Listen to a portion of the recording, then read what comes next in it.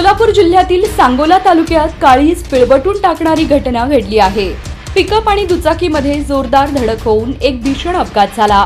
मुलाला शाळेत सोडायला दुचाकीवरून निघालेल्या पती पत्नीचा या अपघातात जागीच मृत्यू झाला आहे, तर मुलगा गंभीर जखमी झाला असल्याची माहिती आहे। हा अपघात सांगोला शिरभावी रस्त्यावर इंगळेपाटी पेट्रोल पंपाजवळ सकाळी 8 वाजण्याच्या सुमारास घडला आहे। धनंजय तुकाराम क्षीरसागर वय 50 आणि पत्नी सुवर्णा धनंजय क्षीरसागर वय 44 राहणार शिरभावी तालुका सांगोला सध्या चिंचोली रोड सांगोला असे अपघातात मृत्युमुखी झालेल्या दाम्पत्यांची नावे आहेत। धनंजय क्षीरसागर हे महाराष्ट्र बँक शिरभावी येथे कॅशियर म्हणून कार्यरत होते। धनंजय क्षीरसागर यांचा मुलगा शिरभावी येथे हायस्कूलमध्ये शिकत आहे। सकाळी मुलाला शाळेत लवकर जादा तास असल्यामुळे धनंजय हे सांगोल्याहून शिरभावीकडे दुचाकीवर मुलाला सोडण्यासाठी निघाले होते। पत्नी सुवर्णा क्षीरसागर या देखील त्यांच्या सोबत होत्या।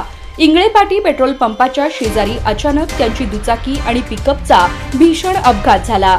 हा अपघात इतका भीषण होता की धनंजय आणि सुवर्णा क्षीरसागर या दाम्पत्याचा जागीच मृत्यू झाला, तर त्यांचा मुलगा ब्रह्म हा गंभीर जखमी झाला आहे।